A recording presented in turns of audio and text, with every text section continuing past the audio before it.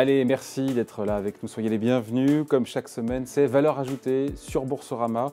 On vous parle des marchés à 360 degrés. Et aujourd'hui, on se demande où investir quand tout est hors de prix. Bonjour Raphaël. Bonjour David. Alors, tous les marchés actions, c'est une évidence quand même, sont très bien valorisés. Même certains plus que d'autres, notamment à Wall Street. Pour l'investisseur, il faut reconnaître que tout est cher aujourd'hui. Marché compliqué. Ouais. Marché compliqué, tout est cher, il faut essayer de trouver de la valeur là où il y en a, et Dieu sait que ce n'est pas facile. Mais ce qui est cher aujourd'hui peut être encore plus demain. Voilà. Donc ce n'est pas une garantie sur l'avenir. Donc il faut être très sélectif, ouvrir grand les yeux et aller chercher les quelques segments de valeur où peut-être on va réussir à trouver de la valeur. Si déjà, Raphaël, on regarde un petit peu les poches actions qui sont vraiment trop chères. On pense évidemment, mais pas seulement à la tech américaine. Mais alors, encore une fois, rien ne dit que ce qui est hors de prix encore une fois aujourd'hui ne le sera pas encore plus demain. Il y a toujours ce sujet-là. On a clairement des signes d'exubérance un peu partout sur le marché. Alors, il y en a sur certaines compagnies de la tech. Je ne mettrai pas toute la tech nécessairement dans le même panier. Ouais. Il y a quelques différences d'une compagnie à l'autre. On continue à investir sur certaines compagnies qu'on considère encore attractives aujourd'hui.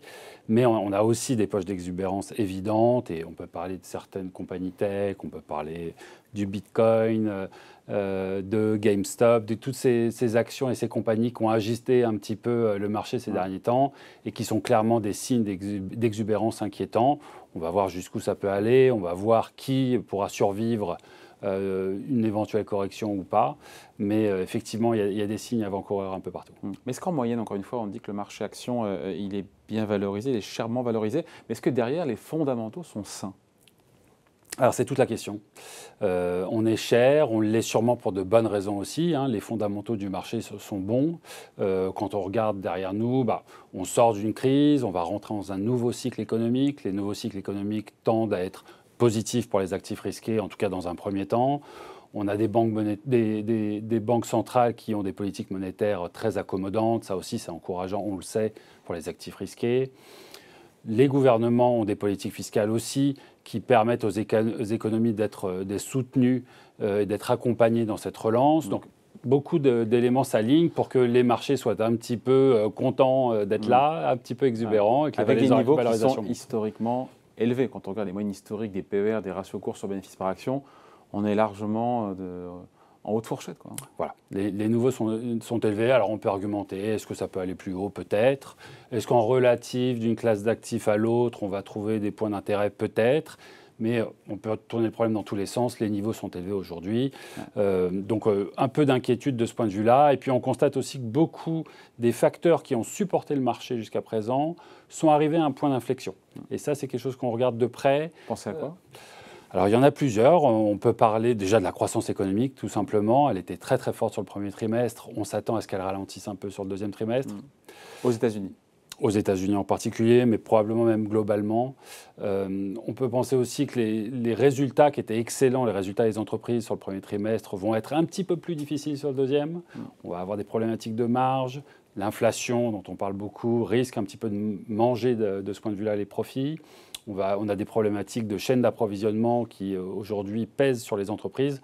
Quand on se connecte sur des annonces de résultats et quand on analyse un petit peu les résultats du premier trimestre, on se rend compte que c'est une problématique que les entreprises ont à l'œil aujourd'hui. Donc petit point d'inflexion sur les résultats aussi. Et puis on parlait de fiscal, de monétaire. Là aussi, on est sur un point d'inflexion. Le fiscal aujourd'hui, finalement, il est un peu derrière nous. Les gouvernements réfléchissent au monde d'après. Comment faire pour que les économies continuent à bien se porter sans les béquilles budgétaires, sans les coups de seringue, exactement. Ouais. Et le monétaire, là, on y est très franchement. On l'a vu ces dernières semaines, les différentes annonces. On est en train de couper le robinet. Avec des marchés qui, jusqu'à présent, intègrent quasiment toutes les bonnes nouvelles et un scénario parfait, quasi parfait de reprise économique, de reprise des profits sans le moindre à-coup, sans le moindre accroc, et tout ça n'est évidemment pas garanti. Et potentiellement source de déception. Source de déception, un petit peu de méfiance. Le marché commence un petit peu à regarder autour de lui néanmoins.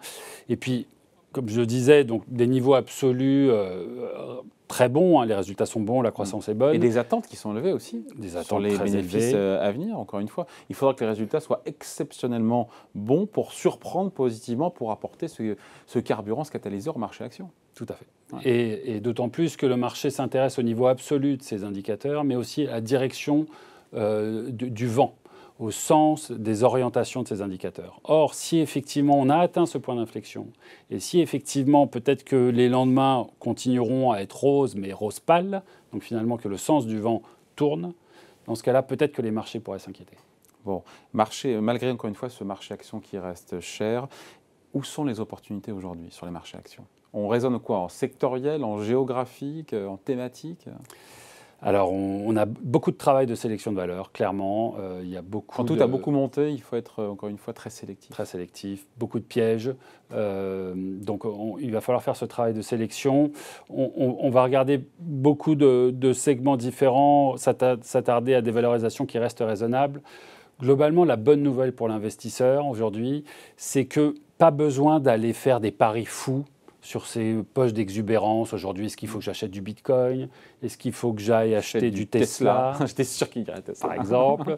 Ou de Tesla qui a l'AMC. perdu 35% depuis le début de l'année quand même. Hein. Alors voilà, très bon point d'ailleurs. Mais est-ce qu'il y a besoin de faire ces grands paris? Beaucoup d'investisseurs qui ont été gagnants jusqu'à présent. Et est-ce qu'il est trop tard? Est-ce qu'il faut rentrer?